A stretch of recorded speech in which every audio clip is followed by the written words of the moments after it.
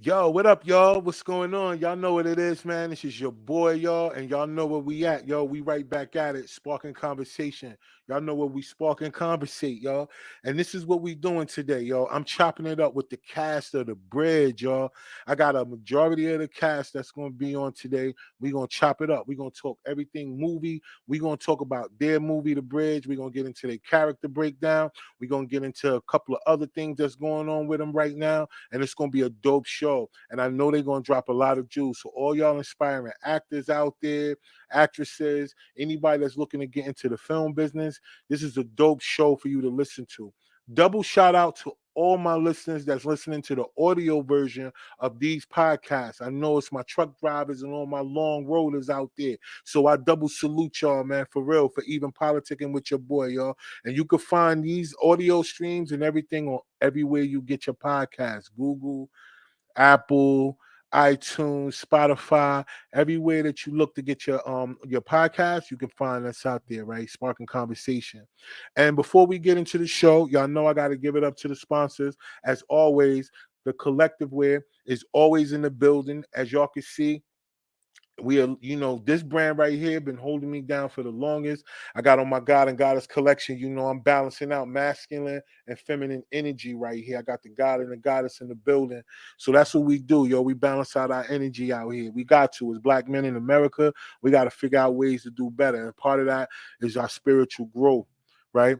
But before we get into that, I got to tell all y'all about the other sponsors in the building. Y'all know I give it up for them right here, Flixsters. I give it up for Flixsters for a couple of reasons. Because as a content creator myself, I know how important it is to have freedom and creating what you need to create without worrying about how you're going to get it out there to the people, how you're going to get your product in the way that you want to do without worrying about getting banned and shut down all these other places. And not only that, Flixsters is your all-in-one platform that combines the power of Netflix, Spotify, WordPress, and everything else all in one. I'm talking about Twitch, YouTube, Vimeo, all of that, TikTok, everything. You can put all of your content on a 24-hour streaming service, and it's all yours. You can also control what come on for as monetization when it comes to ads. You can actually have ads run through you, and you can control the ads, and you can make the revenue off of ads. Not so much so as when you get to other platforms, you got to have a certain amount of hours and a certain amount of followers and all this other stuff. Immediately, you can make money off your platform if you got sponsors and people that's willing to market and promote on your platform. So think about that, y'all. So double shout out to them. And another shout out to Canva Kits, y'all. Y'all know how I get down with Canva. All the marketing material that we create, flyers, any promotional material, we use Canva. But now they have some extensions. It's called Canva Kits. And this is the most unlimited promotion designs without using paid software to captivate your audience and maximize big impact to skyrocket your profits. And we know that when it comes to any profit or any business or any product that you have, marketing promotion is the number one thing. Nobody don't know that you out there. How you gonna get that paper? How you gonna get your ROI if nobody don't know you out there, right? So make sure y'all click the links. The links is in the description of this video, and y'all get at them, man, and y'all get the work. Y'all get the work. Y'all get the work. It's no excuses on marketing, promoting your product or your brand, and there's no excuses on getting your content out there. All right. So without further ado, it's time to bring my guest on, y'all. And like I said, it's the guest. All these people up here, man, I'm telling you, they killed their roles in this film, man. The Bridge is an indie film. We got the writer and producer in the building too, Brandon, and then everyone else that's in the building too. We're gonna chop it up with them, and it's gonna be very, very interesting. So, without further ado, I'm gonna bring them on one by one. All right, because I got a few of them in here tonight, y'all, and it's gonna go down. So I'm gonna start with Tiffany. Yo, what up, Tiff? Hey, how are you? All right, cool. No doubt. Good to see you. Glad that you came on the platform. We definitely appreciate you. To be here. All right. And then we got my boy Brandon. Brandon, what's going on? Oh, I think you muted, bro. Unmute your mic. I'm sleeping over here. My bad, bro. Thanks for having me again.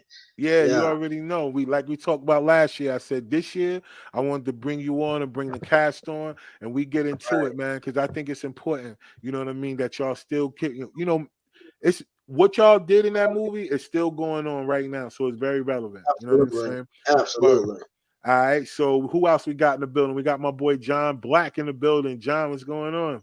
Hey, what's going on, man? Thanks for having us back, bro. Yeah, man. Good to have you back, man. I'm glad you came back through. Mhm. Word. And then we got my man Patrick in the building. Patrick, what's going on? Hey, it's going on. Believe me. I can dig it. I can dig it, y'all. I appreciate you coming on the platform, man, and chopping it up with the people. No for real. problemo. Word. We got my man Lance in the building. You know what I'm saying? Huh? What's good? How's everybody doing? All Ain't right. nothing, man. Salute. How you doing? Double salute to Everything's you good. too, bro. Appreciate you Yeah, jumping no on doubt. for real. Yeah, thanks for having me. Definitely. And Ron, what up, Ron? What's What's going going on? What's going on, fam? What's up, everybody? All right, y'all know Ron. how it go. We got a couple more. I told the people tonight that it was gonna be a cat. Like we're gonna get busy. All right. So we got my man David in the building. Dave, what's going on? What's going on, Rod? Yo, it's a pleasure to be here. Very excited. Yo, and I appreciate you jumping on for real, man. And last but not least, y'all know who in the building. Yesy Rodriguez in the building. What Hey, up? ¿Qué pasa, mi gente? Hello, Rod. Thanks for having us on. We appreciate you so much. I had to throw the Spanish in there, Right, yo. she had to throw that in there. But I like that though. You know what I'm saying? Make all of us brush up. You know what I'm saying? But yo, thanks. Like I said before, thank you to each and every one of y'all for coming on, man, for chopping it up with me, man, chopping up with the people. This is gonna be dope because this movie, The Bridge, that y'all did. I mean, first of all, it was filmed excellent. Let me give y'all flowers real quick before I get into some questions. All right. I want to make sure that y'all understand just how great of a job y'all did, man. I think it's a lot of people and it's a lot of things that get overlooked in life. You know, we put our best foot forward in the things that we believe in.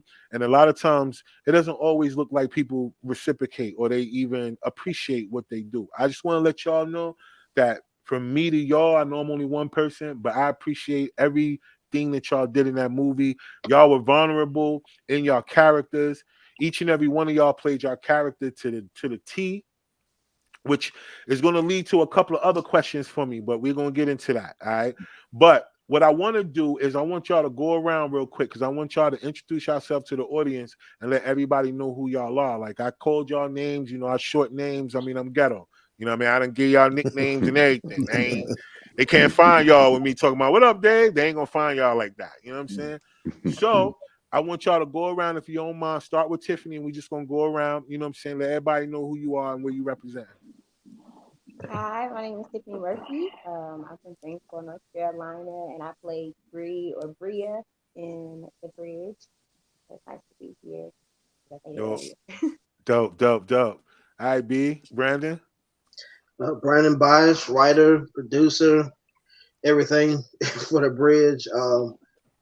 Casted these great guys, and that was a great experience. But this is just something for North Carolina, and just something that we felt was groundbreaking. So man, I'm just glad to be here and talk about it. No doubt. All right, Lance, what's going on? What's going on, family? Lance Megason. I played Bailey, the heroin kingpin dealer in the movie, and I'm representing Winston-Salem. But yeah, I played Bailey, and like you said, the movie had it was a hard, impactful film. Had a lot going on already in the world with opioids and things of that nature. So, playing the bad guy was a good guy playing the bad guy per se. I can dig that. Yeah. All right. Pat, what's going on? Yeah, Patrick Ferrari here. Kind of semi-retired now, living here in Wake County. But I was given the opportunity to come in late in the game and play the police chief. I cracked the case wide open, man. Shit. I mean, people went down. Sorry, but you got figured to it out. do it. I had to do it. Yeah, you definitely figured it out. All right, John, what's going on? What's going on, man? I'm John Black, representing Winston-Salem, North Carolina. I play Andre Sims, everybody's favorite neighborhood knucklehead. You know what I'm saying? So that was a blast playing that role. That's dope. All right, Ron, what's going on? Hey, what's going on, everybody? Ron Godfrey here. I played Detective Alton Greer. I'm representing Atlanta, Georgia. And all I can say is I had to face Bailey at the end. You know what I'm saying? But come to find out, I learned the truth about what really happened to my son. You know, but he almost made me get at him. You know what I'm saying? But you know, I wanted to get Yeah, at him. I wanted to get at him. You know, but you know, right. once he told me the truth, I had to let him walk out the door. You know what I'm saying? So it wasn't nothing I could do. I can dig it, yo. That's dope, though. That's dope. All right, Dave, what's going on? What's going on? My name is David Lee Acevedo. I'm representing Harlem, New York. Moved down here about 10 years ago now. I mean, I've been here for Gotcha. a minute. I play Michael. I love the complexity of Michael, the evolution of his character. I don't want to give out any spoilers like Ron did, but yeah, the evolution of him is not the evolution you want to see in the person, but it's so real and so like it just happens every day, and it was just a joy playing that character. Dope. All right, and then Yessie Rod, what's going on? Hello again, everyone. Yessie Rodriguez. I do a little bit of everything: variety, commercial acting, theater production acting, film, voiceover, etc. God's been amazing. In the film, Brandon, refresh my brain. It was Alana, right? Right. I had to remember. I was like, yikes. It's been a minute. It has been a minute, so I appreciate y'all being patient with me, because since then it's a lot has happened, and it's even happening now that I'm just trying to keep everything in peace, together. But it was an amazing opportunity. Thank you, Brandon, again. This movie is really impactful. So if you, as the viewer, know anyone suffering from opioid abuse, definitely check this movie out. It's going to really inspire you, going to motivate you. It's going to really make you think things differently. So check it out. We can't say too much without spoiling the movie. I bet. So thank y'all so much for the introduction. So now I can get into it. All right, I can get into it. I can get past all that. All right. So like we said earlier, the movie was about opioids and the opioid addiction.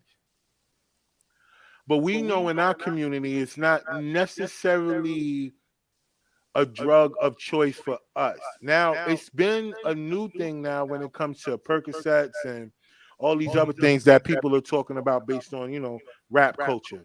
I can't call it hip hop culture because hip hop and rap, two different things. It's not the same. I'm not going to argue with nobody about that. Rap is a part of hip hop. It is not hip hop in entirety itself. But you guys really touch home on it with every character. So I want to start off with this question, and y'all just let me know. For the character that y'all played, how close to home did these characters be for y'all? Like people in y'all family, y'all ain't got to say no names, but did y'all deal with people or come across these scenarios as the characters y'all played? Anybody could jump in. Anybody could jump in first. Well, I think growing up, I mean, that's everywhere, but more so as an adult and seeing a lot of adult friends fall into that type of situation. Maybe not the same storyline, but you can see the addiction is still there, the same type of addiction, Well, Dave, I could say for your character, it was your character had a duality to him, because I think that a lot of the moves that he made was based on maybe guilt that he felt. Yeah. You know what I'm saying? Based on what he was doing. You know what I'm saying? Like I said, I'm not going to give away the movie because I want people to go stream it and go watch it and stuff like that. But, so I can say, like, for your character, I know a lot of people who are kind of was your character in real life. You know what I'm saying? Yo, anybody else? Well, I know for me, one of the interesting things was, I've lived a full life. So some of the things that Andre went through, I'm not in that place now, but some of Andre's character, a lot of it was really just based on bad decisions. So for me, you know what I'm saying? I work a regular 9 to 5 now, but it hasn't always been that way. And I made some bad decisions, trying to get money. So I was able to relate. I see Brandon laugh. I was able to relate to some of the bad decisions he made in the movie, not because he was necessarily just a worse dude, but he was just making decisions based on what was in front of him and not thinking further down the road like you do when you start to get older. That's a fact. That's a fact. Anybody else? Well, yeah, I guess Bailey, the impact that he had. A lot of us have seen that type of character in the neighborhood, or I grew up in New York too, so that guy stood on the block. He drove around in the fancy cars and things of that nature. One of the biggest, closest people to me, my mom, she didn't approve of that at all. She didn't like Bailey. She didn't like the character. She didn't want me playing that character, until she met Brandon. When she met Brandon, she was like, "Oh, he's a wonderful guy. He's a great writer, this, that, and the other." But when you think about it, that's the guy that you was told not to be growing up. It was better to play basketball. It was better to stay in your books, and some people that went that route.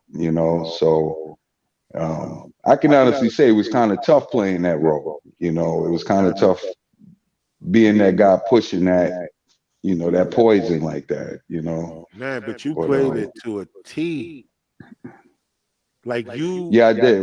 With the help of everybody else in the film, everybody else, man, everybody else. Everybody else played their part. You know what I'm saying? They did. But as a kingpin, you had it down pat. It was almost like somebody said, "Yo, you get to play a kingpin." He was like, "Who, me? Really, me? You want me to do?" Well, John killed it, y'all. Yeah, well, I was vibing a lot off with John too. I mean, without his effort, my effort would probably have been, wouldn't have been as, I don't know. I probably wouldn't have had that impact because he was bringing a lot too. And I guess more or less as we started getting more into filming, I started feeling. Okay, I hope, am I turning into Bailey? You know what I'm saying? You got a feet, especially sharp. Yeah. They say steel sharpens steel, iron sharpens iron. So that's right. I can dig that. So Pat or Tip, either one of y'all. I mean, Patrick, I don't want to say, do you know people that are cops? But that'd be like asking black people do they like chicken, but Yeah, well, as the police chief, I just like playing across the guy that I was playing with, Tamaris Ellis. Right away, it was a chemistry, and it was very easy to be. What if I was a police chief in that situation? What would I do? And the words just came honestly and truthfully. Well, that's cool. Like, yeah, because you did a great job too. Like, I mean, like I said, everybody did, and I'm not just gassing it up. I want each and every one of y'all before the night is over. We're gonna, Brandy gonna give out the links and let y'all know where to go view the film, because I want each and every person that watches this, listen to the playback, to go check this film out because it's really dope. So, Tiff, before we go into the next question, we got to get to you. Now, your character, wow. So it was a couple of things about your character that's why I want to know. Like, so did you draw off of any people you knew, or did you just freestyle all of that? So I have had people in my family who have been addicted to drugs and alcohol, but I kind of that for the individuals and when they were going through that, like I found out after that. My family was very good at sheltering the children in certain situations. But for Bria, I won't say that I have experience in that because I've never been addicted to drugs. I actually don't. I prefer not to take opioids because of my family history. So even in having surgeries and things like that, I've just kind of been like, if it's a dire need, I'm gonna take them. But so I have no parallels to Bria in terms of her character. She was just one of those people that you wanted to hug but slap at the same time. Right. And I definitely get a shout out to Brandon for casting me because it definitely stretched me because I couldn't pull from personal experience for this role. Wow. I had to just Okay. kind of put my feet into someone else's shoes and hope that I portrayed it in a way that was realistic. Yeah, you did. And I think people, when they go watch it and they follow your character through the story, especially the balance between you, Yessie, and all the other ladies, when they follow the story, like people gonna feel something when it come to you, right? Because it's a couple of things that push you that most people go through and they cope that way. So, it's really dope. So, Yessie, let's figure this out. So, for your character, is there anyone that you was able to pull from and try to get inspiration to understand how to really pull this character off? Well, sadly, my family, I do had, because now he's passed, but I had a relative that was really heavy on cocaine. But again, he's passed, God rest his soul. But I really recapped some of the ways he reacted to the drug itself and just researched opioid abuse as well, just different types of substance abuse and the reaction people have so I can get a broader scope of just in general when a person's addicted to a drug, it doesn't matter what it is, how does their body react? How do they react? How is their demeanor? And then diving into the character, my character is Alana. It was tough because she was the good girl, but she was also the bad girl. And what I mean by that, well, I guess I can't say too much without spoiling the movie. So let's see how I can say this. So she was the good girl and the bad girl. And a lot of bad things happened as a result of her decisions.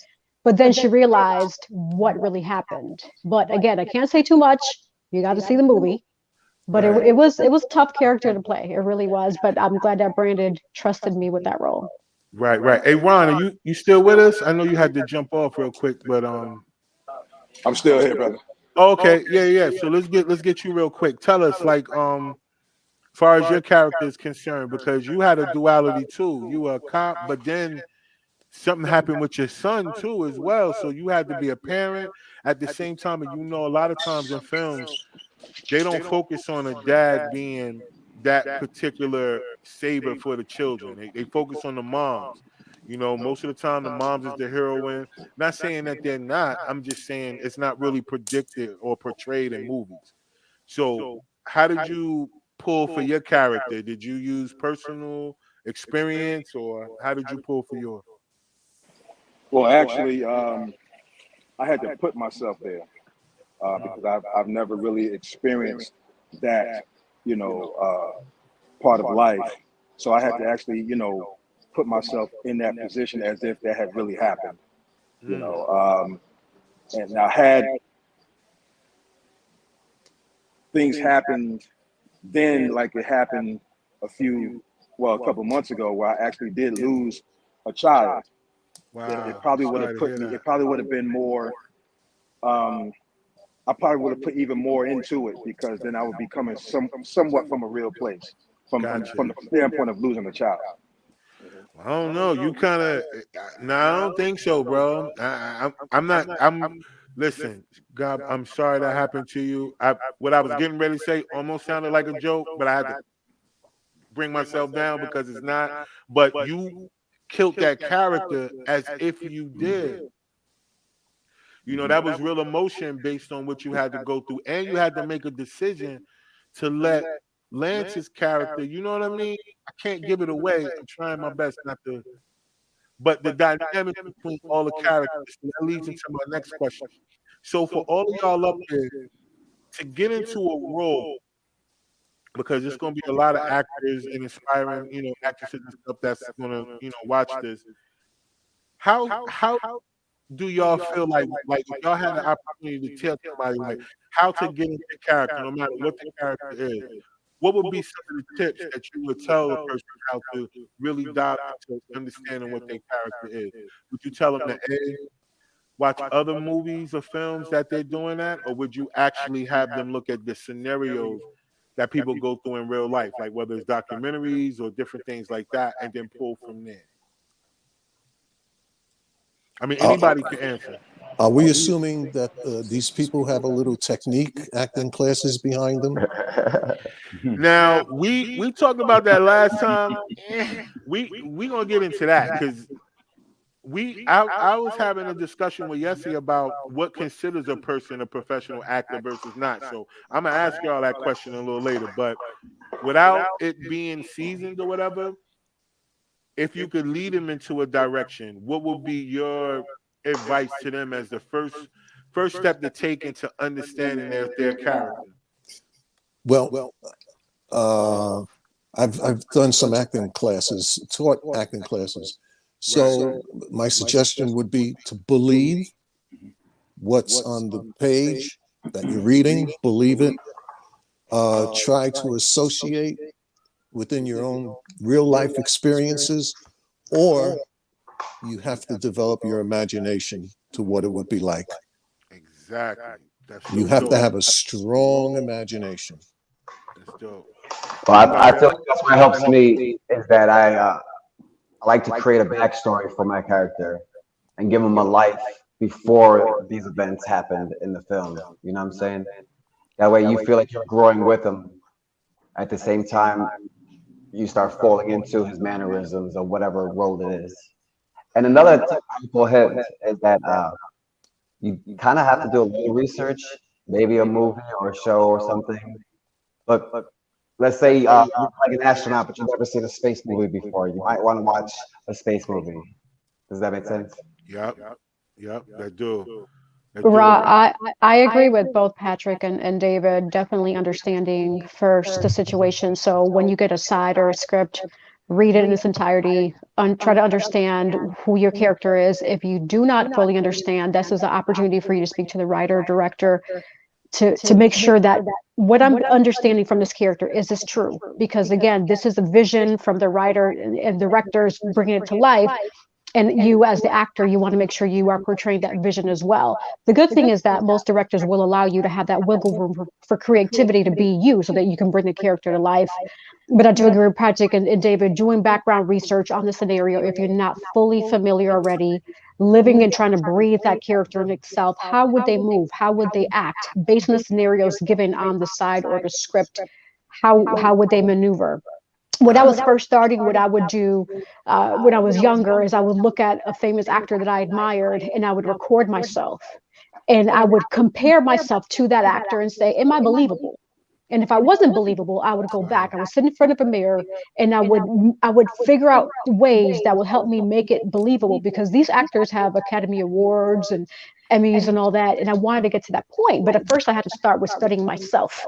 And a lot of people don't understand the concept of studying yourself and making yourself believable before the next person can believe you. That's dope. That's dope. Anybody else? Well, I say, go, Tiff, go ahead, girl.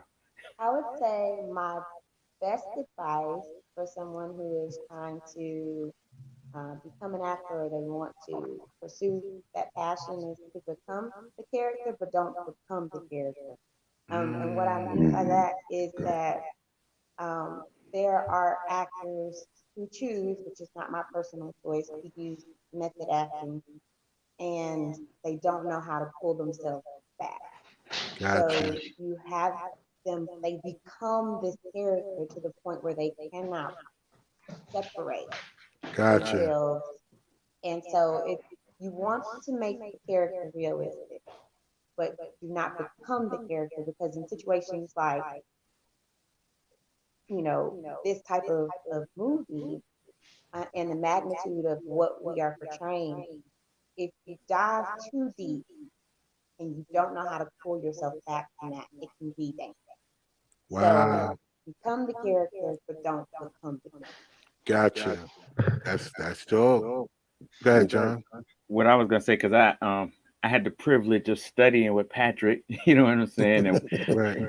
and one of the things, if you surmise a lot of what we're saying, technically speaking, learn whatever tools or techniques that you can. All of the tools don't work for everybody because they don't spark everybody's imagination the same way. Right. But like one of the things that Patrick taught was inner monologue. That was a tool that once I started to try to thoughtfully use it, it gave me subtext to what I was acting on, but I was using my voice, and it made me understand how my character should be thinking, because the words may say this, but I'm thinking this. So when you're thinking it, it becomes an action, because now my brain is a part of what's happening as opposed to me just saying the words. Gotcha. So now that makes you think as the character, and thinking is actually what the acting is, because we think in real life, and that's what makes it real. So would you say that be the difference between somebody sounding like they know their lines versus they reading their lines? For me, that's what I would say, because like I said, when you can see when somebody is waiting to say the next line and when somebody is thinking about what's being said to them. Gotcha. That makes sense. It's always best to try and get some technique, acting classes, 6 months worth, and then you bring your own instincts to what you learned. It makes a world of difference. World of difference. Education. All right. Anybody else? I think that I think it's beneficial for you to go on different type of sets, like maybe as background, and just study like etiquette and like blocking and seeing how an actual film set is before you jump into it, because it'll make you feel a lot more comfortable and it'll stop you making a lot of mistakes. That makes sense too. Hey, Rob, I was gonna say. Oh, sorry, Lance. No, go ahead. Did I agree with Patrick? In essence, invest in your career. It's like if you were going to a college or university, you're investing in your education. If this is a profession that you want to pursue, you have to invest in it as well. That's pretty much, whether it be a certification or a acting class, several. Understand the concept, like David was you were saying, blocking techniques, proper headshots, etc. But it is an investment. It's not just something that's just going to come to you willy-nilly. You have to work at it. Dope. Definitely. Lance, what you that was a great point. Well, I'm old school. I mean, and what I mean by that is, I remember Michael Jordan made a quote one time, and he said, before he makes a move, he sees himself doing it. So he has to see himself doing it first in his mind, and then he could go out there and do it. I believe that training like a prize fighter, studying and just preparing. Every script is not meant for you. Every time you get a script, even if something comes along, you don't have to take that all the time. You don't have to wear yourself out, on doing, 1,000,001, movies, whether they're independent movies or just, thinking that you always have to stay busy, training, whether it's within yourself, that spirit inside of you, that's what you got to get clicking, that's how I feel, but again, I guess acting classes and things like that make a big difference also.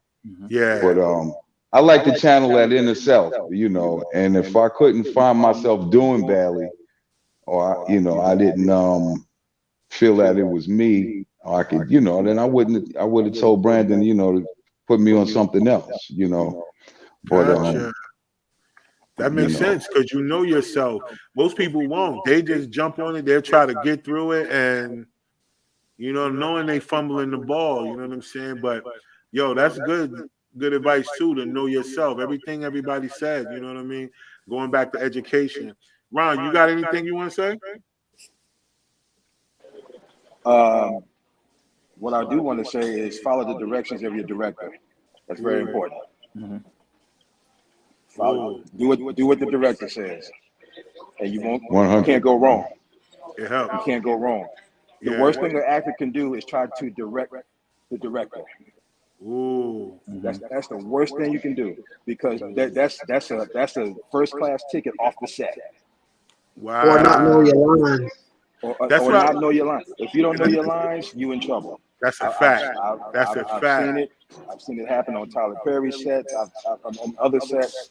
If you don't know your lines or you try to tell the director what to do, you're in trouble. That's And you probably don't and have a job. that's crazy. That goes to my next question too. Like Brandon, so when it comes to casting, because I think that's important, right? Getting the right group of people that may not know each other, but try to get some type of chemistry through the people. You know what I'm saying? So what mindset was you in when you picked this cast? Because everybody worked together and it was synergy between everyone when they was with their person, they opposite, and all of that. So how did you know what I'm saying? Like, what was the foresight that you used when casting this movie? Well, I gotta keep it a buck.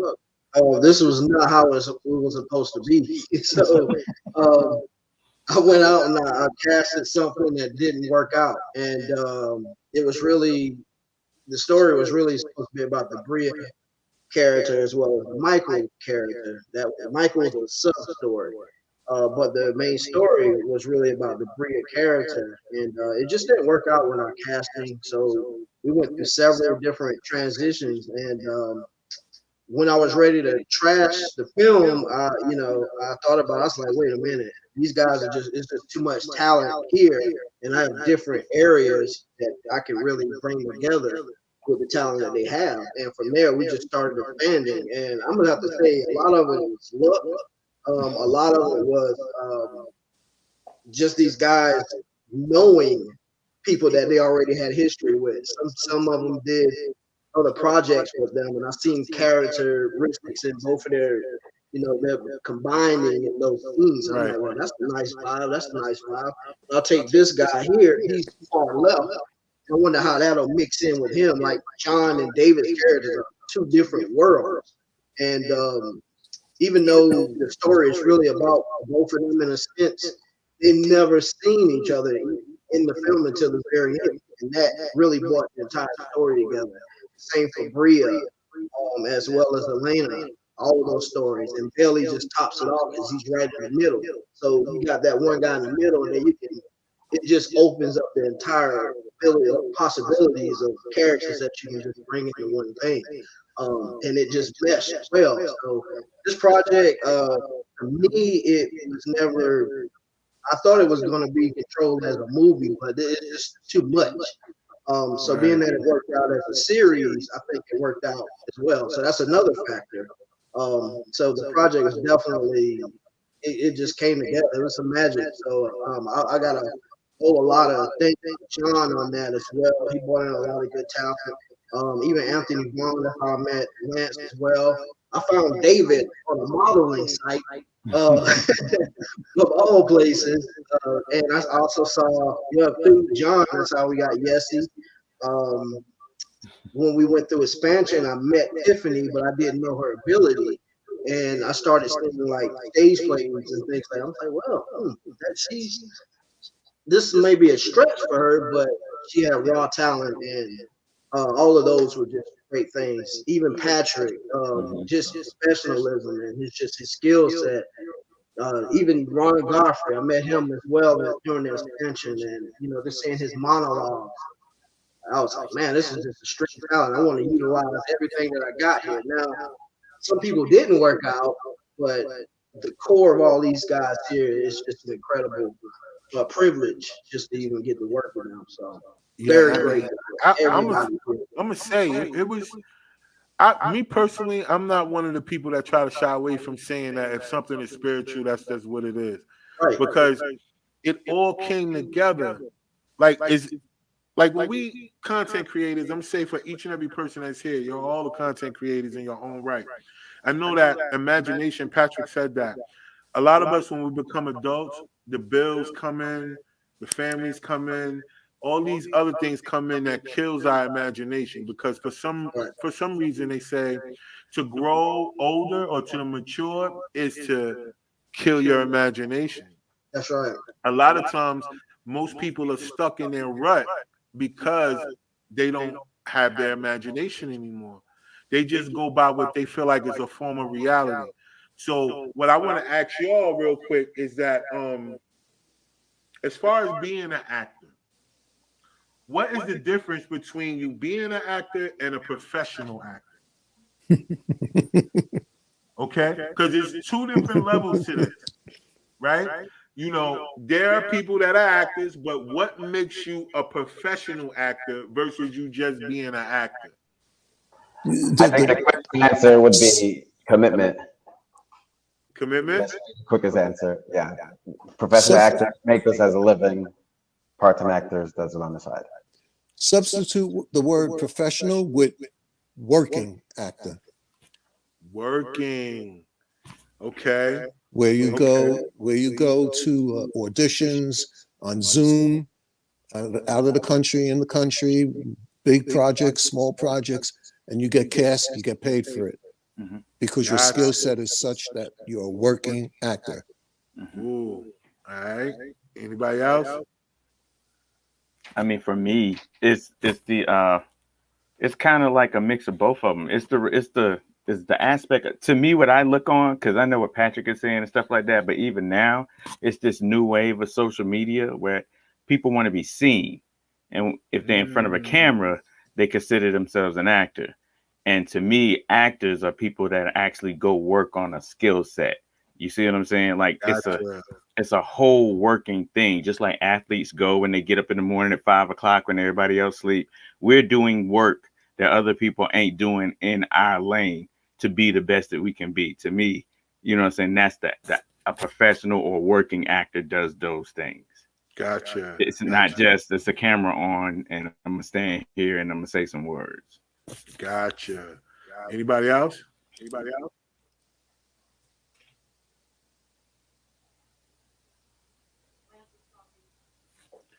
Lance, unmute your mic, bro. When you aspire to master what you when you aspire to master what you do, you become professional at it. I mean, and like John was saying, on the way to that plateau or to that point, I mean, just from the way I feel is like, you know, if I'm studying in the shower, studying lines in the shower, and I'm studying lines at my day job, and, you know, I'm jogging around the neighborhood and I'm studying lines that way, I'm aspiring to be professional. And, you know, I'm working towards being professional, you know. Gotcha. You know, it's like he said, like Dave said, it's commitment, you know, the commitment, you know. That makes sense. That makes sense. Anybody else?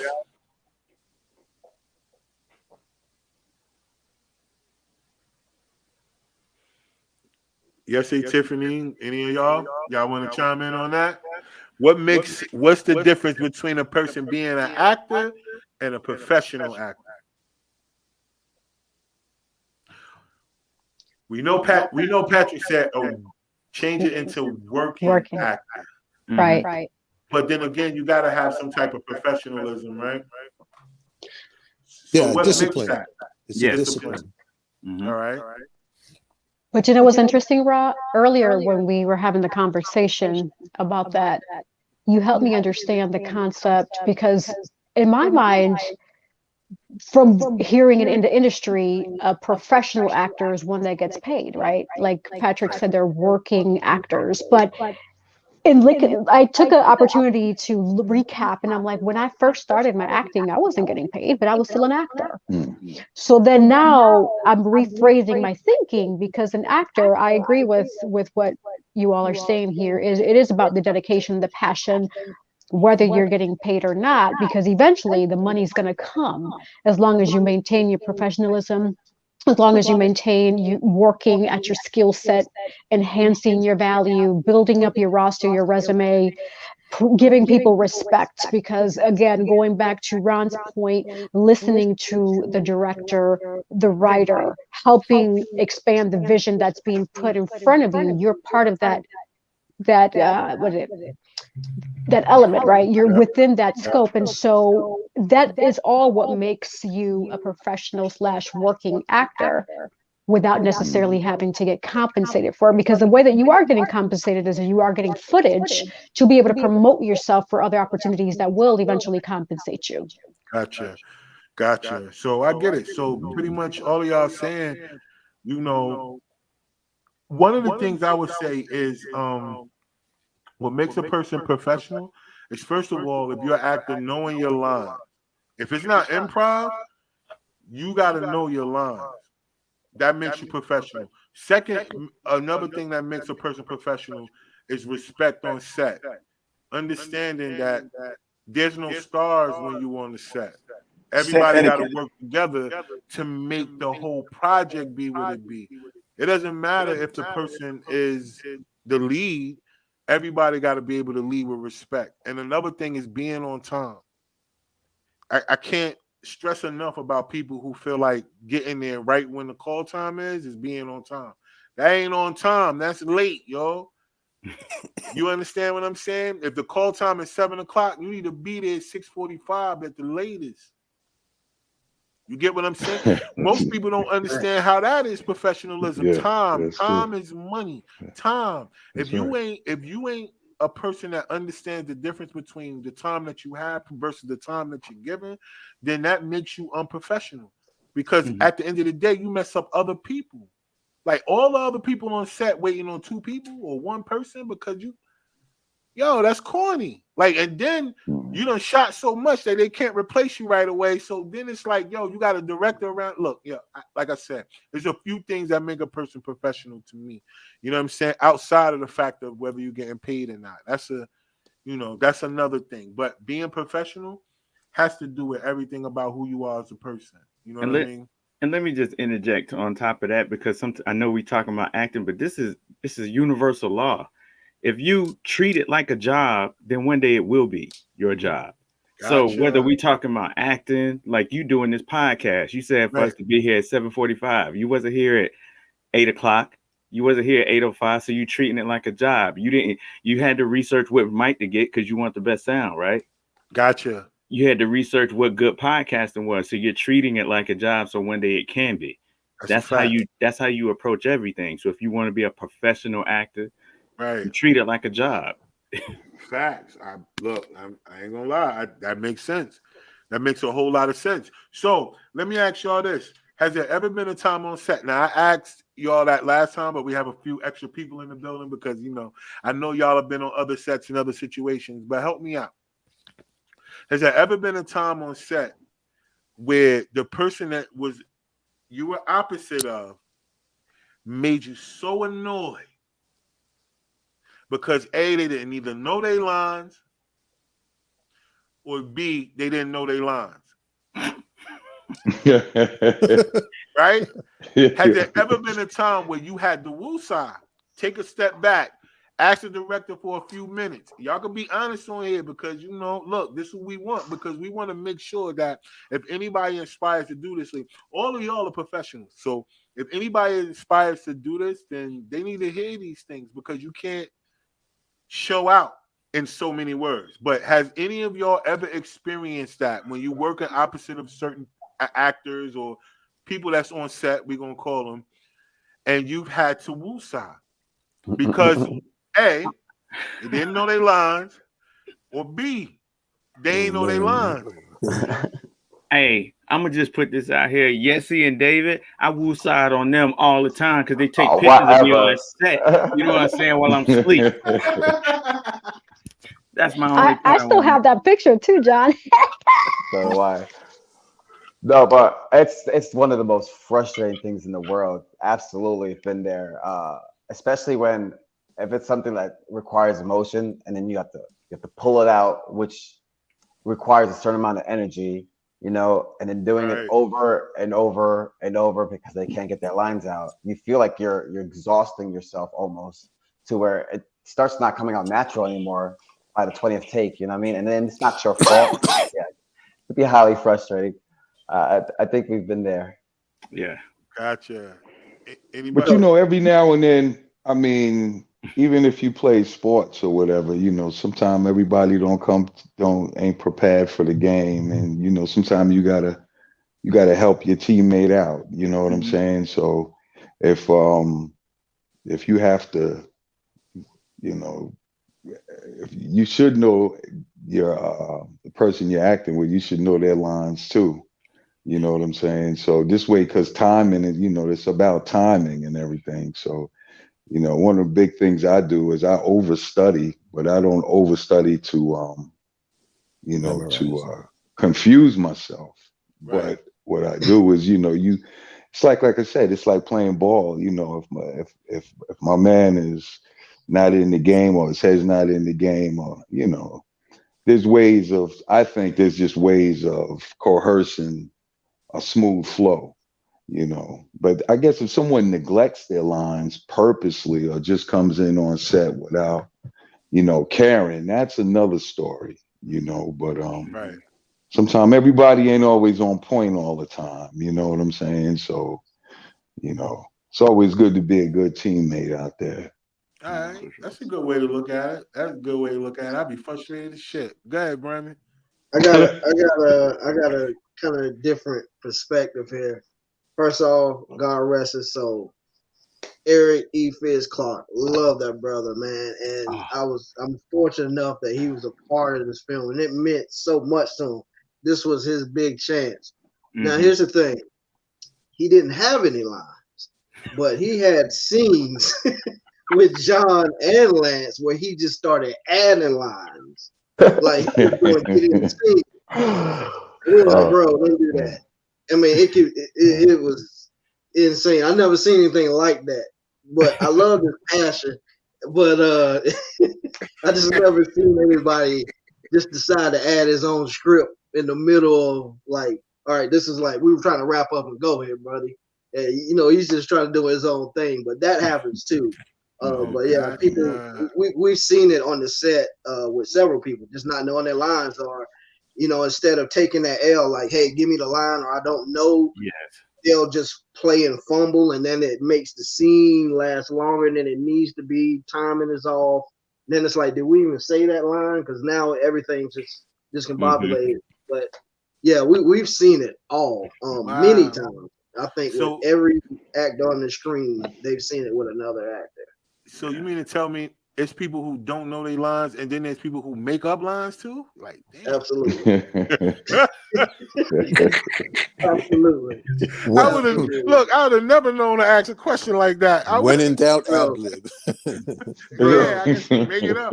But they said Fam ain't got no lines. He probably was just supposed to be security. He just yeah, pretty much. And he was. Oh man, we did a warehouse scene, and even when he would walk by, like I think Bailey was leading him across the screen. He was just supposed to walk by. He said, "Yeah," and you know, he just started adding in. You know, but you know that also goes into that method thing that was mentioned with Tiffany. And a lot of times I don't give out full scripts, but sometimes that, especially with intense stuff like this, because some people really can't handle that. And you know, it did hit a dangerous point with a couple of actors where they were little too into it, or they, you know, they start catching a little feelings, or you know, you got to be careful with stuff like this, as people do take it personal if you know if they're not right. So it's good to be mentally healthy when you're trying to be an actor. I haven't acted a day in my life, but as much as I've written for a lot of people, mini scripts, stuff we didn't even do, I learned a lot just from watching these guys as well. Because you know, as much as this was an experience for them, it was for me as well. So I learned a lot about the behavior that goes on in these people's minds, and it's some scary stuff at times. Wow. Yeah, on and offset, but yeah. I would imagine because some people use certain things as an escape. Yeah, absolutely. You know, they dive into certain things to try to get away from whatever they're dealing with in real life. That character that they live in real life ain't who they want to be. So sometimes they put themselves in somewhere else, and if you give them an outlet like acting, you know, hey, it could work out. It's sort of like how they said Tupac did, you know. Yeah. They said Tupac was just too great of an actor. Shout out to you too, man. The opening scene, your track. Oh, word. Appreciate that. Oh, yeah. Bro, yeah. Appreciate that. Set the tone for much of the film. Mm-hmm. And I just never got to personally tell you that, you know, face to face kind of. But man, that I love that, and it just set that whole tone on. He was in that scene. He did too much. He sent my man through a table. Oh my God! A real life table. It just That's crazy. Yeah, but I appreciate the opportunity, man, because like I told you before, if I could hold the light, I could hold the light, whatever I could do on set, you know what I'm saying? If I could be a part, yeah, I like to do that, man. You know what I'm saying? It ain't always about Word. being in front of the camera. Sometimes that's how I learn my best stuff is by being on Right. set. Like just being there with y'all them couple of times I was there, I was able Right. to pick up things for myself, you know, like Right. one thing about it is that I feel like, you know, especially as men, like sometimes our pride get in the way. It's not so much our ego, it'd be our pride because you know, sometimes we don't have enough to say, ask a person like, yo, is it cool if I could learn from you? Because, you know, we have to exert ourselves as alphas all the time when we're around other men. It's just certain ways that we are supposed to be portrayed as men. And sometimes we don't give our opportunities because we think that, you know, we playing ourselves or, yo, I could do this too. I hate that. I hate when people be like, yo, I could do this too. What? Okay, well, go do it then. Why do you think you could do it? Like certain people make things look easy, but they work on this shit, yo. They don't just get up in the morning and just say, yo, I'm gonna go ahead and just be an actor. Like I've had so many people ask me to do stuff that I didn't do because I didn't feel like I was ready for it because of that whole thing. It's like I know people who do it professionally. Like they really take the time out to do it. So I gotta learn. So I thank you, man, for giving me the opportunity. Hey, I wasn't in the movie. My song was. It's okay. I still felt like I did something. We got more you did. coming, man. And I got a more. lot. Look, and I got more music, son. Let's go. Hey, Like, but it's I ready. definitely respect that, man. That's a humbling thing to even do. People will come to your set, and the next thing you know, they're trying to emulate it. They'll emulate it before they even, you know, hey, can you show me that? No, they just try it, you know, and it's cool, but you know, it just doesn't really work out for a lot of people, and you know, it is what it is. But hey, I respect anybody that's willing to ask for help, even myself, man. You know, just sometimes just to get over, you know, not knowing something, that's a task for a lot of people. Or just being able to open your mouth. Some people are introverts. I'm one myself. You know, so it's a lot of things I could ask, or you know, or for me, I'm one of those people now. I just like to study it and then I get into it. But yeah, it's I respect that, man. Anybody can open their mouth and ask for help, or just to be in the environment. That's a cool thing. Even John, he would come to set sometime, even on days that he didn't film, just want to be in the environment, man. I always admire that as well. Even Lance as well. That's cool stuff. Yeah, that's dope. That's dope because that goes to show like energy matters. Right. I think energy. Yeah, vibes matter. I think a lot of things, especially when you got a diverse cast that's, you know, male and female. Because I think the balance of male and female energy a lot of times, it helps things progress itself, especially when everybody is in a professional mode. So while I got you couple of ladies on there, I got a couple of other questions for the guys, but with you two ladies on set, now I want to ask y'all this because I know y'all do other productions, and I don't know, but I do understand what it's like working around males, right? As women, as attractive women, as, you know, women in general. I pretty much understand the difference between people keeping it professional at the level of where y'all are versus people looking at it for opportunity to be matchmakers or, you know, let's figure out if I could get them on a date, because I've been on plenty of sets where people don't keep it about what they there for. I'm talking about other sets, you know what I'm saying, that I've seen and I've witnessed, and I was like, well, dang, yo, fam, why you doing that? Like, yo, you bugging, yo. Like, that ain't what, no, don't do that. Like, I'm saying it to myself. I'm not telling grown people what to do, but to me, when y'all go on sets, I mean, of course, other sets, but let's just talk about it. Do y'all feel, you know, like y'all in the right environments all the time? Or there's sometimes y'all got to push through uncomfortable situations in order to get through this project? Because either A, you've been paid for it already, or B, you already invested into the project. But, you know, sometimes you got to push through something that's uncomfortable. Because a lot of females, they need to know this, because it used to be a such thing called the director's couch, where a lot of women wouldn't get casted unless they gave up something. Let's be completely honest, y'all. It's a couple of rappers that used to be good that ain't rapping no more. That's females, because they wouldn't sleep with certain people to get their checks, not for what they asked for, but what they earn. So have y'all ever had to push through uncomfortable situations in order to make it through a project? I have not, but I'm also a person, I don't speak a lot, but when I speak, I speak. And so if there's a situation that I'm uncomfortable with or that I don't want to do, then I'm very vocal on that. If I have to sacrifice the peace, I'll sacrifice the peace because I have a moral compass, and it's beyond kind of going back to what you talked about in terms of being professional. There's a certain standard that I have for myself as an individual that I include in my professionalism. And so, you know, I'm a very spiritual woman, and there are certain things that I will not do. And if that means that I am not casted, I'm just not casted. But I also know that for me, what God has for me is for me. So I have not been in a situation where someone has crossed a boundary, because I kind of just naturally exude a situation, you know, like that vibe of don't cross me, in a respectful and nice way. But yeah, I just haven't had that experience, and I hope that that is not the case. But I feel that because I have always been prayerful in the pieces and the art that I've been a part of, I haven't had to be in that situation because I've always used my spiritual guidance as well as my moral compass to choose the pieces that I'm in. Okay, dope. What about you, Yessie? Tiffany said it amazingly. I definitely agree with her. Growing into my career, my craft, there are things that I agree with Tiffany that I would do and wouldn't do.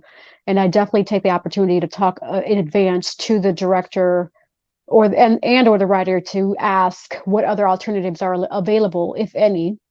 And if that just means that unfortunately I won't get that role, then that means that God didn't have that in store for me, right?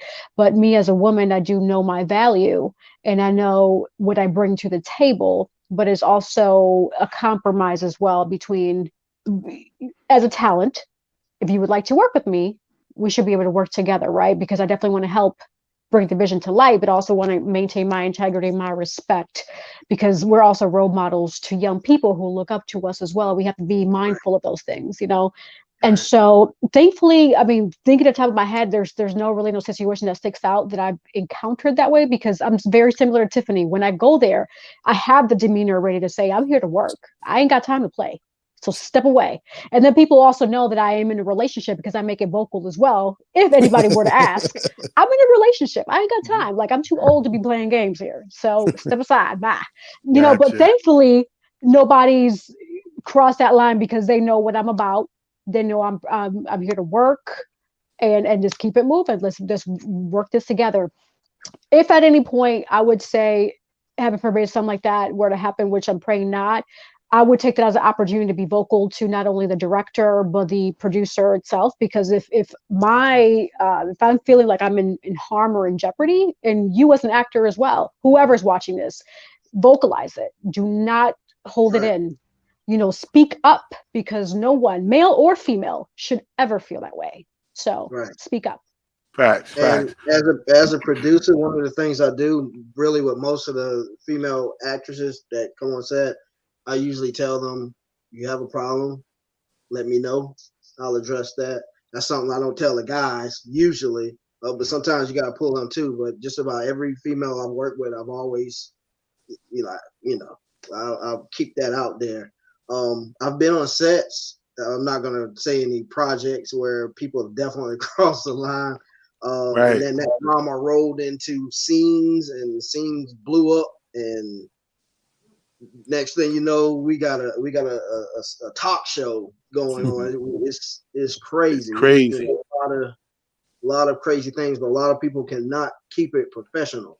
But when it comes down to anything outside of your scene and the work, if you can't get your mind there, you'll never get it. You never will. And it's just a matter of time. It doesn't matter how good you look. It doesn't matter about how you deliver your lines. At some point, somebody's going to find you out, and you're going to be exposed. And then in this industry, when it comes to acting, That's talking. Everybody talking. everybody, yes, Everybody they talking. will get a label, and that will affect your opportunities. So it's best to be professional. Even Offset, you know what I mean? Hey, when you're working with somebody, keep the right energy for the task and leave it at that. If you're trying to date that person, wait until that's all out of the way and clear. You may not even feel that way. It could just be the energy in the scene. That's true. But it's something to consider, man. Word. And I think that's dope. You know what I'm saying? Because like you said, reputation is everything around here. And a lot of time it precedes the people.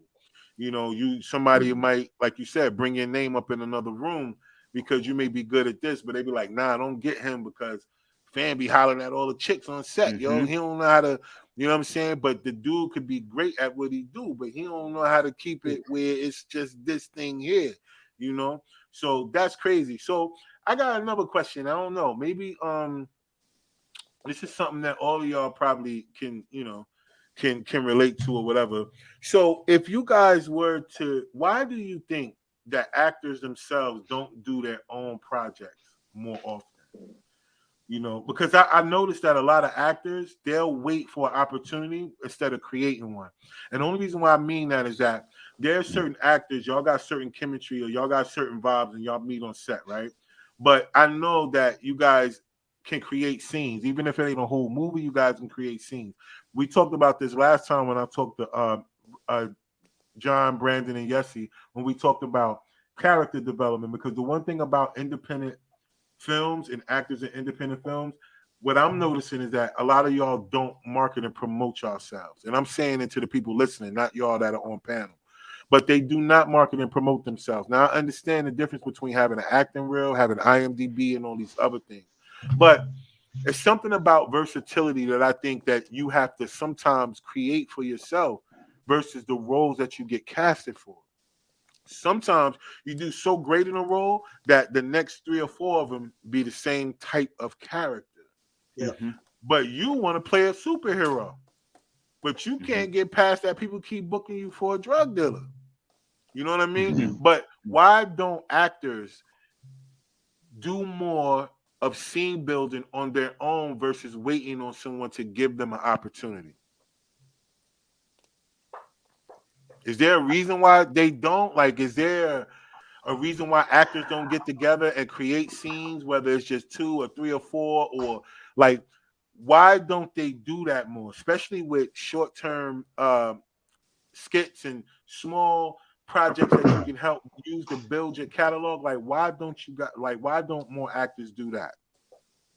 Well, the reason why I don't do it is because I believe that when you're the director, your job is to get into the mind of every character. And when you're an actor, your job is to get into the mind of one character. And it's kind of hard to do both, me personally. Okay. Anybody else that think about that? Like, to me, like that kind of question, it's like it's not a ABC type thing. It's kind of how you built. You see what I'm saying?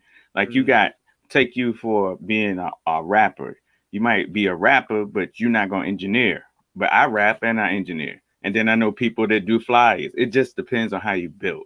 You know what I'm saying? It's not gonna do you no good to try to step into an arena that you really don't want to be in and you don't have no fire for, just to say I'm doing 5 things. You see what I'm saying? If you have a push for it, do it. Then you sleep it. But we are in an era where it's easier for us to not have to wait. So if you find yourself being angsty and you upset because you're not doing work, that's where you really kind of have to look at yourself and say, what else can I be doing? Because we're not in 1980 where it costs $1 billion to get a camera. You know what I'm saying? There are things we can do, but that don't necessarily mean that you got to be a director. You got to be a writer. It's just about, you know, pushing yourself to do more, whatever that might be. 2 words, YouTube. Okay. There's so many characters on YouTube that have their own series, their own characters that they create, and they get a following. And who knows who's going to watch that? Some writer, producer, whatever. Right. I think that's what I do. You just named out my whole little jump off real quick. You know what I'm saying? Because at the end of the day, that's what it is. I don't like. I've always had the passion to be behind the camera. Like I used to study people like Francis Ford Coppola and directors like Robert Townsend, the Peebles, like Mario Van Peebles and his whole family. For all of the independent films that they used to do. So I would study all of these people, because even Robert Townsend, from being a comedian to producing his own films, but I would study all these people and I would look at certain things. Like I would look at the way Francis Ford Coppola would shoot movies, and he wouldn't do no cuts. He would move everybody scene to scene through the camera. Which was crazy to me. How he can do a whole 15-minute scene and he don't do not one cut. He just moved the camera and the characters. He'll have a character walk away into a kitchen, follow them in the kitchen. He'll have them walk into a basement. This is all one scene. And it's crazy how he would do that. Like watch him from behind walking, then turn around and get him turning around. He would do that, not show them like how sometimes people show him from the back and then cut to the front and he didn't do that, and he did all mob movies. So for me, it was crazy, like watching different people and studying. But then as I became to understand what it means to be an owner, I realized that, look, people are going to give you an opportunity as long as they feel like you won't outshine them. The good thing about Brandon is that he's not an actor. I've seen so many directors and producers that are actors. They got the camera in the film and all of that. It's like, man, what you gonna do? Like, you gotta pick a struggle. Which one you gonna do? So that's what I want to say. Like, do y'all think that it's something wrong with you wearing more hats, like more than one hat? Or do you think that if you doing one thing, just stick to that one thing? I think it's to each its own, because I think it's about capacity. So for me, I'm an educator. So, with being in this field, it's a lot. You go to work, you work before you go to work, you work after you leave work, and it's a constant process until the school year is over. And then in the summer, you may work during the summer. So, there were things that I was interested in and I tried. So for instance, I did a YouTube channel with my niece. Right. But what I realized is that I love doing the recordings and the things that we do, but then I had to edit. And I realized that was not a passion for me. And I can't do it. I mean, there are videos that we have recorded that are pre-COVID that I still have not edited because it just was not fun for me. And so if someone asked me, hey, you want to be in a piece? I love it. I just did a production in December. I love being on the stage and love being just acting. But if I had to create my own stuff, it probably would sit in whatever recording device I use until I either paid someone else to edit it or had some time to just sit there and force myself to do it. But it is not a passion for me. And so that's why I said to each its own. I watch a lot of people and I see their pieces of work, on YouTube. And because of the fact that I took that stint of doing, a YouTube channel and having to edit, I appreciate it even more when I see the work because I know what goes behind it. So even more kudos to Brandon because of all of I would sit and watch. In some of the editing process, I got to sit and watch him just go in and add things and clip things, and you take for granted the skill set that is to be not only to be able to do it, but to execute it with a high quality level. So I think that is also why you may not see, like for me, people are like, hey, I need to see you do more. I need to see you on stage more. And it's like, capacity is one thing. And also knowing your threshold to not overwhelm yourself so that you become so engulfed in all of it that you don't have time to be physically exist. Yeah, that's dope. Yo, and that's good, man. Based on what y'all said, because y'all could tell y'all real actors because y'all not doing this for attention. Right.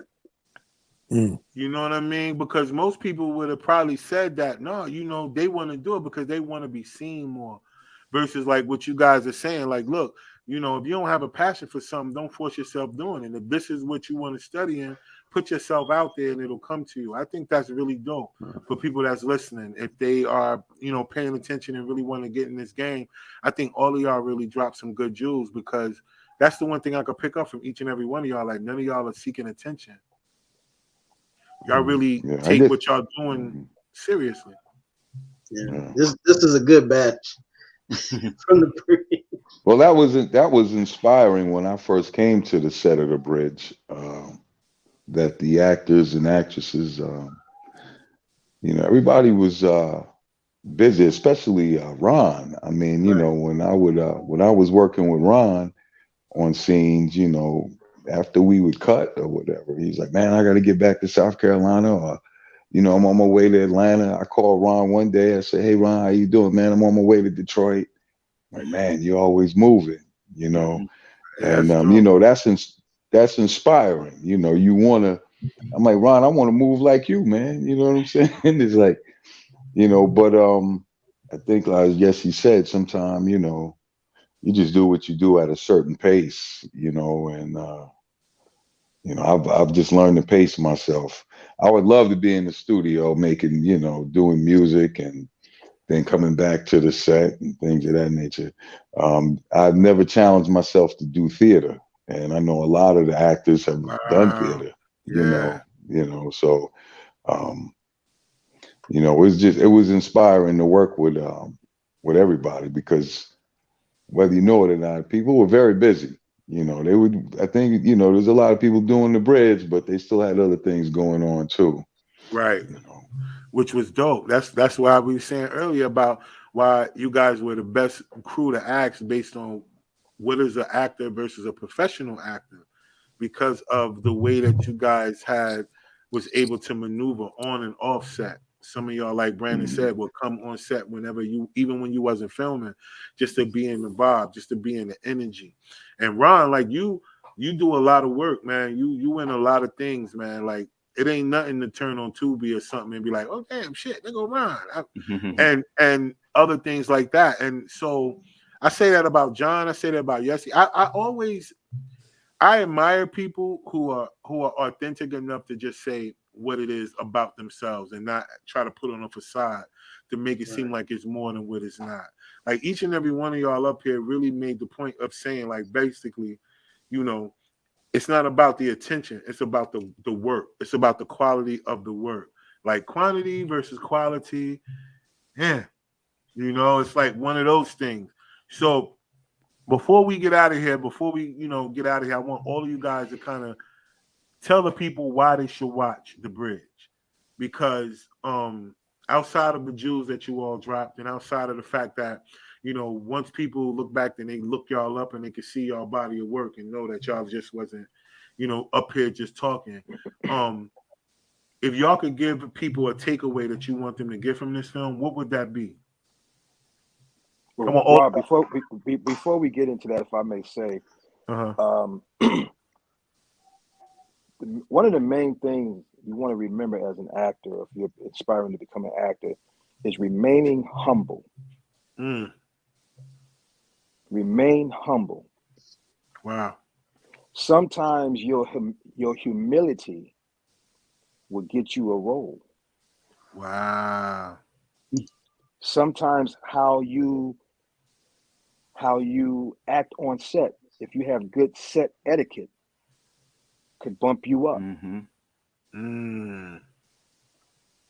see what I'm saying? Yeah. So you got to remain humble. And if you want to be an effective actor, be committed and stay consistent.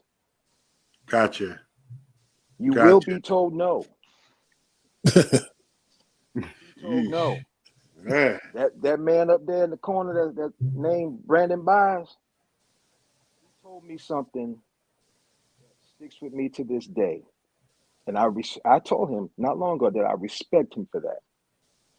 He told me, he said, Ron, he said, you are a great actor. He said, but you will not be casted for everything. Gotcha. Just because, and I don't consider myself a quote great actor, but if you're one that consider yourself that, no matter how good you are, how good you think you are, you will not be casted for everything because everything is not for you. Ooh. That's right. Yeah. Let them know. Let them know. Because you know people give up when they hear them words, you know. Everything is not for you. What's for you, and I think I heard Tiffany say it, what's Yep. for you, you will get it. Exactly. You may think you fit the role. The director may say differently. That's right. Don't take it personal, right? Don't take it personal Yeah. because it's all part of the journey. It's all part of the business. That's right. That's So right. I People just want burn. to Yeah, I drop like that. that. The journey. People burn bridges when they take things personally. Would y'all say or no? Oh, Absolutely. Absolutely. Oh, yeah. Absolutely. Oh yeah. Absolutely. Yeah. Absolutely. Yikes. And I think you know, most of the time you get opportunities based on word of mouth, right? Like John, like they said, like Brandon said, there's a lot of actors you brought to the table because you worked with them before. Had they not been, you know, those type of people that you met before, you would have never even gave them a good look out and say, hey, they could be good for this, you know, project, whether it's the certain role or not. So I like that. Yeah, humbleness is. The one crazy thing about, I feel like the magic about the bridge, not saying like why watch it, but one of the things I walked away from was from Yessie, the first time I worked with her, from Lance to Tiffany to David to Ron. Me and Ron was roommates at one point in time. Like even Patrick being my, you know, my teacher, Brandon signing me on, my role was like this big to start with. And then he kept writing and it turned into something else. But the point is, I think what you see on screen is all of these people, we talked and gave each other something back and forth. Lance had so many years in the game, but when we first met, he was talking to me like we were here and we were going back and forth about the character. That meant something to me. Yessie, the first time I worked with her, she was teaching me because that was like one of my first films. I've had so many different conversations with each one of these people, me and David, everybody. So I think what you see on the screen is people that actually were giving each other back and forth, not just on the screen in the scene, but behind the scenes, we were talking with each other and trying to make each other better. Yeah, that's dope. Yeah, that's what I don't see. Nice point. Yeah, that's a great point. Yessie, we'd be talking for hours, just talking about the characters, just really getting inside each other's head, like trying to make it like better, trying to evolve each characters. Like you don't see that, but we would be at Brandon's house like an hour before we start shooting, just chopping it up, trying to like get in there, and like it really shows on screen what we did off screen. We were students of each other. Yep. That's right. Wow, And not in competition. Right. No. Yeah. Competition. Right. If you're going to be in competition with anybody, be in competition with yourself. Right. That's right. Not the Next not the person. cast. Yeah. So Patrick, have you ever been on set and people have asked you for tips and pointers, knowing that you're a teacher? If they ask, I'll do the best I can to explain what they're looking for. But usually you got to go with your own instincts. You don't want to copy anybody. Just go with your own instincts, and then the director will smooth out the rough edges or fine tune this or that. Gotcha. Right. Yeah, so that makes sense, yo. So I would say that to everybody that's watching, you know, when y'all guys go watch The Bridge, y'all gonna get a lot from each person. Y'all gonna understand why they were as secretive as they can be about the characters, because they don't want to give the film away, but they want to make sure that you guys understand the reason why you should go watch it, because of the characters that they had to play. Each and every person that y'all see on the screen or that y'all hearing that's listening that spoke, they all had to play a character that's outside of themselves, meaning, you know, they wasn't playing. It's like John, you know, besides certain things that his character had to go through, I'm sure John ain't that, he would never be that ruthless in life. You know what I mean? And then when it comes down to Lance's character, like being that type of it's like a boss, but a kingpin at the same time. We understand that, you know, doing certain things, and then with Patrick being the police, and then Tiffany, your character from going from being really bubbly, happy person to life causing you to go a certain route, and then Yessie from you being like the party friend, but not responsible. You know, and then Ron, like you, even your character from being a police officer, but still having to investigate something that was personal and close to home. David, you having to go through different emotions, like your character throughout the film. It's so many emotions that he had to go through. It was like I don't know. Did you have to decompress after at the end of the thing? Yeah, Brandon knows after certain scenes, I'm like, all right, we just need to relax for a little bit, try and slow it down, like trying to decompress. Like the drive home was a lot of listening to music and trying to get your mind right again, because it pulls you into some dark places, that's for sure. And it definitely like weighs on your energy a lot. And especially if you're a happy-go-lucky guy like I am for most part, like that, by the end of the day of filming, you just you feel it. You feel it in your soul. That's for sure. Yeah. For real. And I want people, when they go watch this, I'm going to tell y'all, because it's a scene. I'm not going to tell y'all the scene, but it's a scene where you think it's going on, but actually it's in his mind. So the way that they shot it was so dope, because as you're looking at these things, you would think that it's what's part of the film going on right now, when actually it was really his character's memory. Mm-hmm. And then once it finally clicked to you, and then it's like, oh wait, hold on, this was what he was like. It becomes a thing because it's a balance. It's even for a person that goes to seek help. Like, look, this film has so many different dynamics in it. To those of y'all that haven't seen the film, like, I mean, every aspect was almost covered, to the fact of friends, peer pressure, street life. Because John, even you were kind of forced back into a scenario you was trying to walk away from. How many young black men in this world give themselves an opportunity to say, yo, I'm done with this, and because they've been so good at what they was doing bad, that the person was like, no.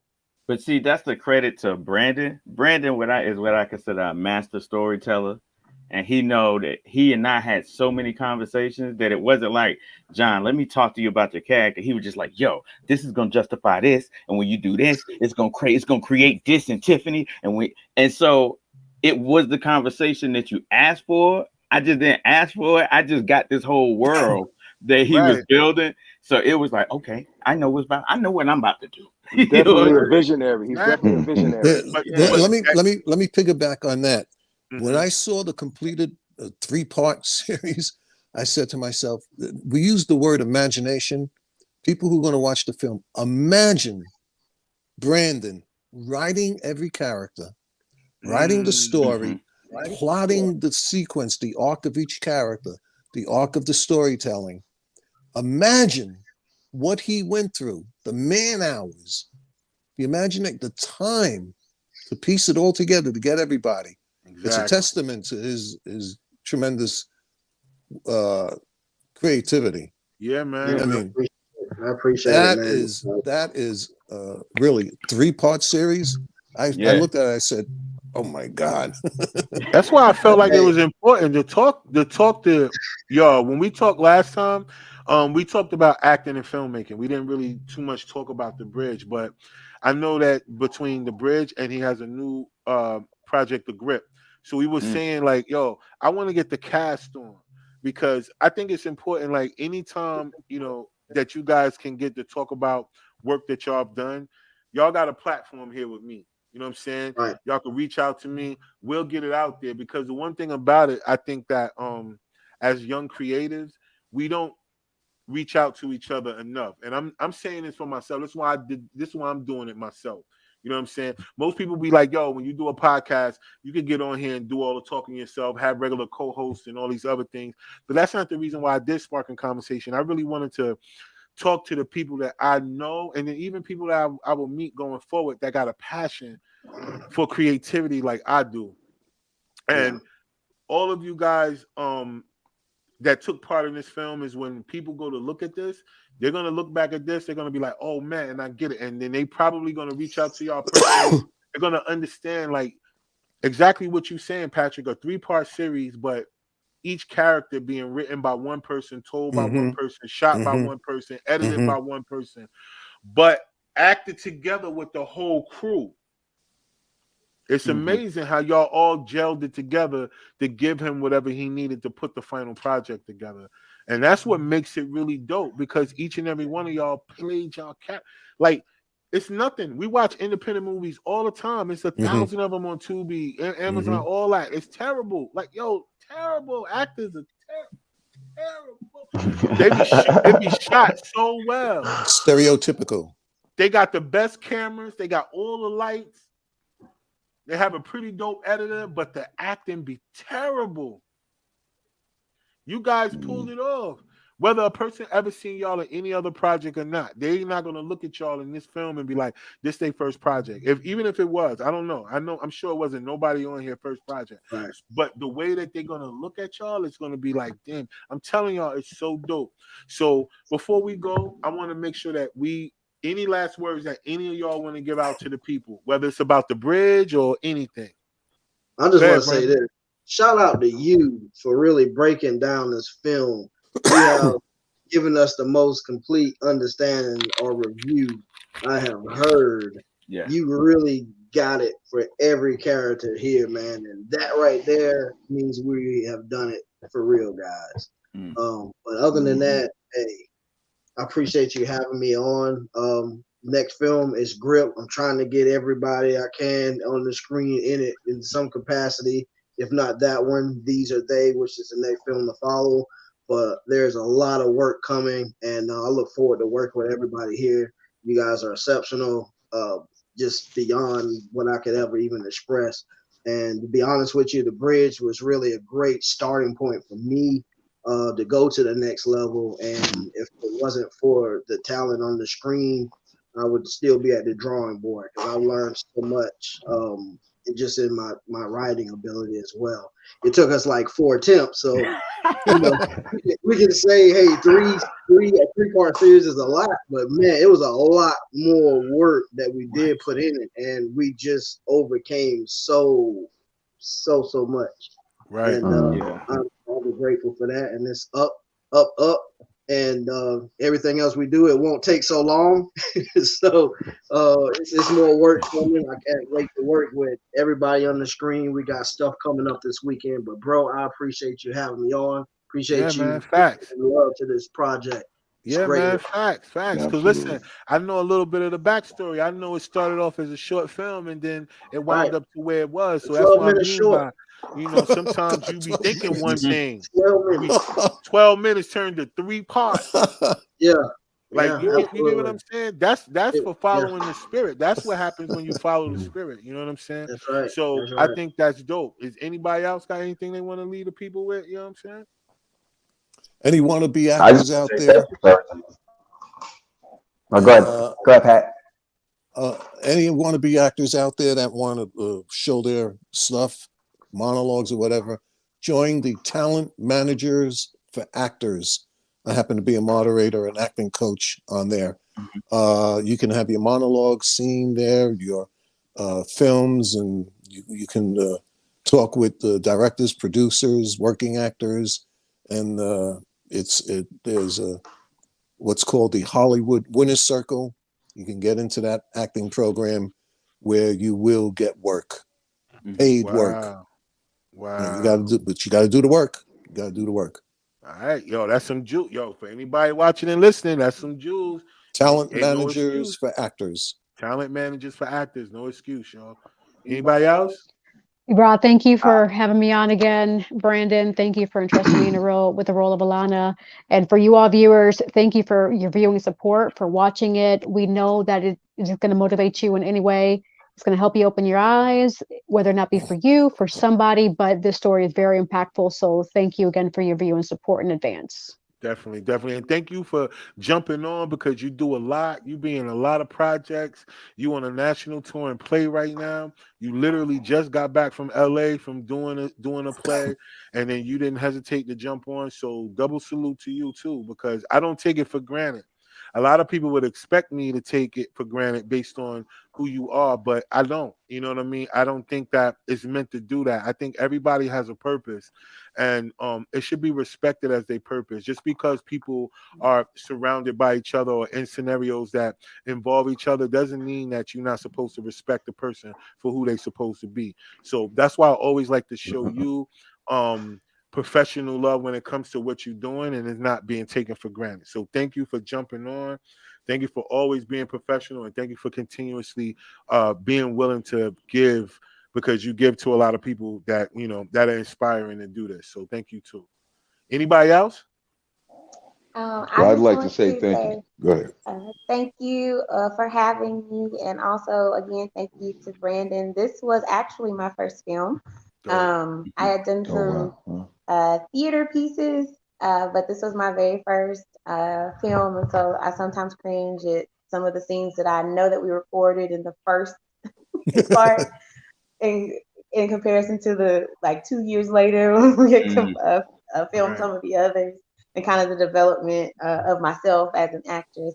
But I do thank Brandon for taking a chance on me, because what he had seen me in was totally different character than what I played in this piece. And so, disclaimer, please, no one be mad at me. I am Tiffany Murphy. I am not Bria Smith. I had people to come up to me and be like, "Why?" And I'm like, I'm sorry. I just play character." But I think that also takes to the passion that all of us have as actors and actresses in our craft. And so, just if you haven't seen it yet, please take a look. And I think you will be more than pleased with what you see. Yeah, and Tiff, I'm gonna say I want to give you your props if this your first one, because you went through a bunch of emotions too. You and Dave, y'all went through a bunch of emotions. Like, you were able to pull that off for this not to be your first one. I mean, you were the happy, giggly, bubbly, and then it turned left, and you were able to carry that through. So for those of y'all that are watching, like she said, this is her first film. Y'all not gonna be able to tell. I'm gonna be honest with y'all. Y'all not gonna be able to tell, because she carried it. She carried it. But go It's that ahead. My theater bad. My bad. training. Who? Yeah, Lance or Ron and Dave. Y'all come. What y'all got? Yeah, Oh I yeah, mean real that this quick, was brother. I'll make it lead role. short. I just want to tell everybody thank you. I mean, I enjoyed like Ron said, the journey. And B, I mean, fantastic job. I mean, just bringing this chemistry together from the jump. And even at the premiere, I was, my mouth was wide open when I was looking at everybody there. I was starstruck myself. You know what I'm saying? Because now when I watch it, and I still watch The Bridge, and Yeah. it's just it's a great piece, and I just appreciate being on your program also, man. Thank you Appreciate very you. much. Yo, and appreciate Yeah. you, man, because not only did you have the inflection in your voices at the right times, you had the looks, the body language, I mean, it was so much more to the character than just being somebody that was in that, position. You was Like he like got right really, Thank you. now.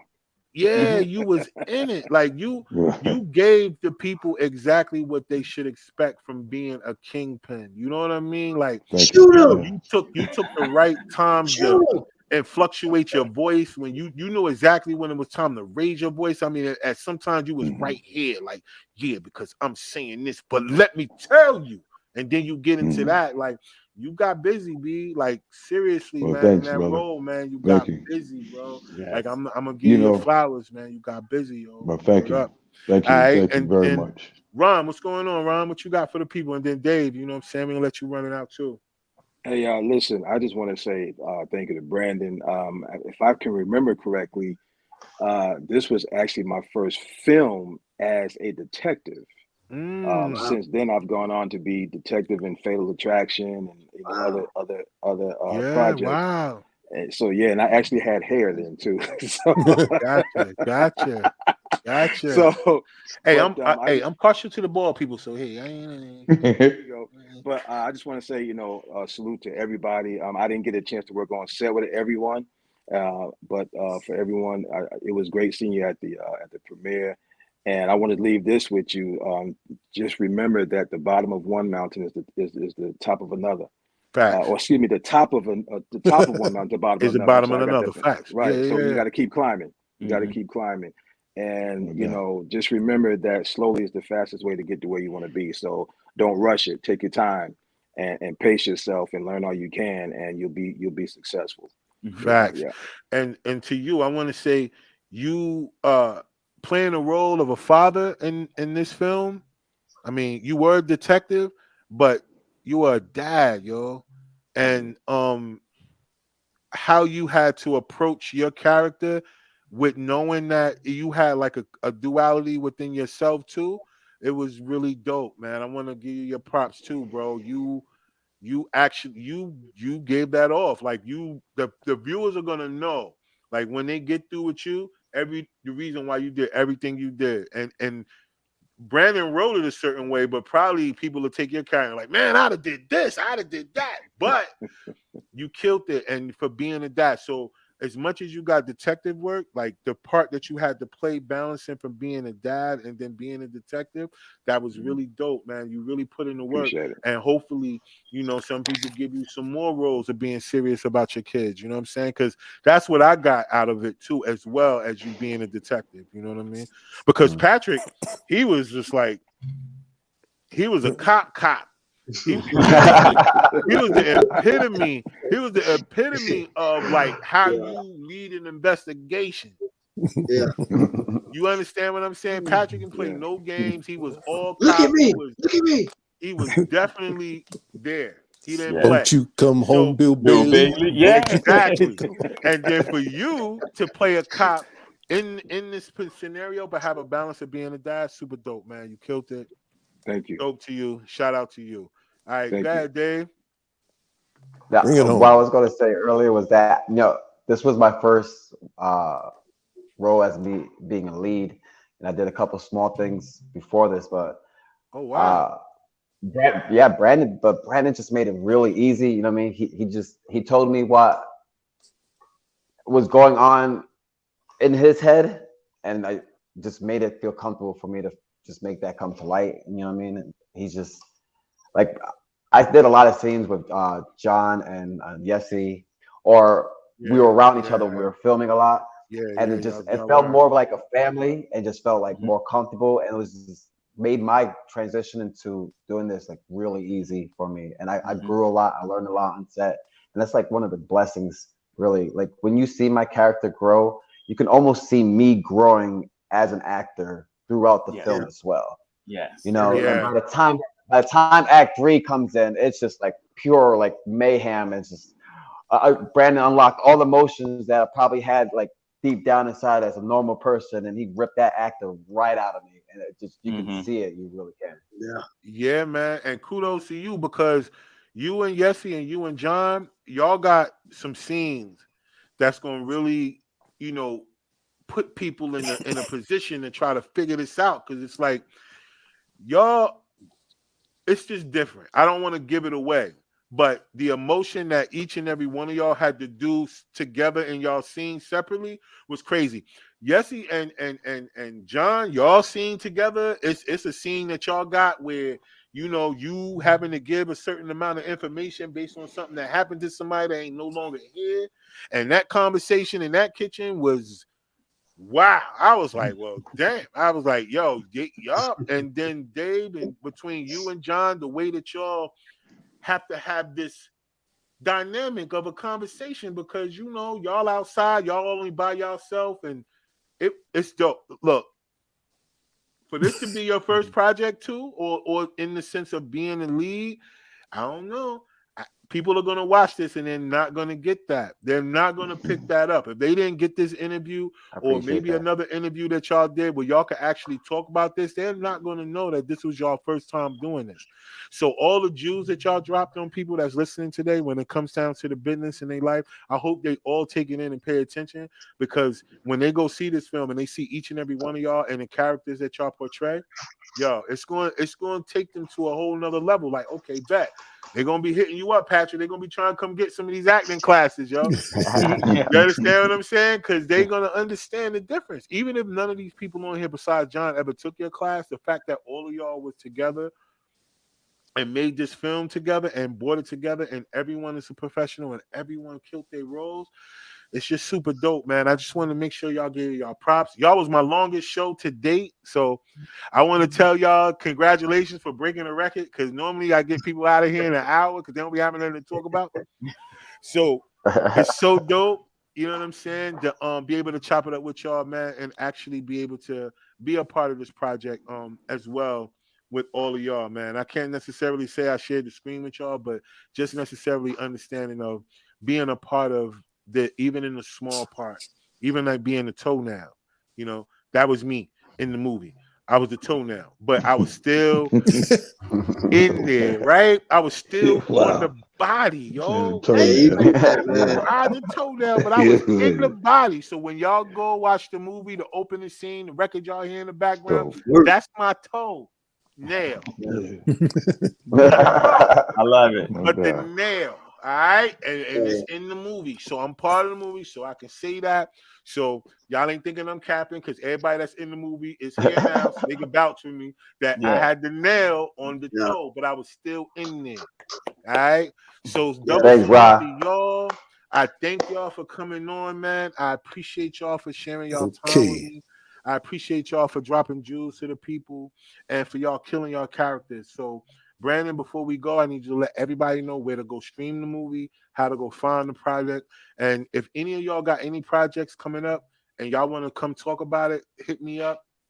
We'll schedule a date. I do these on Tuesdays, every Tuesday. And if y'all let me know ahead of time, we can make something shake, yo. I get it on, we'll interview, we'll get it out there, and I'll promote it. You know what we do. I break down little clips, I put it on all the streaming platforms, and we keep it going. And so I appreciate y'all. Let me know. I definitely set it up for y'all, man. Y'all got a place here on my platform, each and every one of y'all. You know what I'm saying? I don't care if y'all make muffins. I don't care if y'all sew blankets. Whatever it is, holla at me, yo. Let's make it shake. All right. So, Brandon, let everybody know where they can find the movie, fam. Hey, check us out. Please, please, please watch this film at least once, share it, and please give us feedback. But you can catch it on Amazon Prime or Tubi. Not sure where else. There's some other places in the world that's being negotiated and all that. Well, I'll stay out of that stuff. But those are the main two places. Amazon Prime, it is official on there.